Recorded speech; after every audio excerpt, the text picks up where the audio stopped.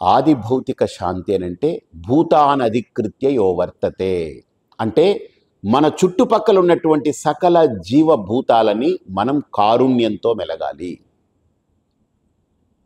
ప్రతి జీవికి భూమి మీద బ్రతికే హక్కు ఉంది. ప్రతి జీవి నేను బ్రతకాలని కోరుకుంటుంది. అంతేగాని వాడి ప్లేట్లో మంచి ఈరోజు మధ్యాహ్నం డిన్నర్ అవుతాను, మధ్యాహ్నం మంచి లంచ్ అవుతాను, ఈరోజు ఈవినింగ్ వాడికి మంచి డిన్నర్గా మారిపోవాలని ఏ జంతువు అనుకోదు. ప్రతి జంతువు హాయిగా నేను ఎగరాలి, నేను నా పిల్లా పాపలతో ఉండాలి, నేను నా జీవితాన్ని మంచిగా గడపాలని కోరుకుంటుంది, చీమ దగ్గర నుంచి ఒక మనిషి వరకు కూడా. కాబట్టి ప్రతి జీవికి తాను బ్రతకాలి అనే హక్కు ఉంది. బ్రతకాలనే తీవ్రమైనటువంటి లోపల ఫండమెంటల్ డిజైర్ ఉంటుంది, మౌలికమైనటువంటి కోరిక. నేను బ్రతకాలి అనేది ఫండమెంటల్ డిజైర్.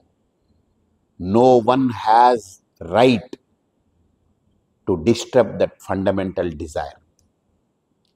ఏ ఒక్కళ్ళకి కూడా మరో జీవి యొక్క ప్రాణాన్ని హరించే హక్కు లేదు, ఎట్టి పరిస్థితుల్లో లేదు. లేదండి మాకు అదండి ఇదండి మేము చేస్తాం అంటే మేమేం వద్దని చెప్పాం. దాని యొక్క రిజల్ట్స్, దాని రియాక్షన్స్, దానికి రిపర్కేషన్స్ బోల్డ్ ఉండొచ్చు. అది మనం యాక్సెప్ట్ చేయగలగాలంతే. అలా చేసి తీసుకెళ్ళగలిగితే వెల్ అండ్ గుడ్, వెళ్ళొచ్చు, ఇబ్బంది ఏం లేదు.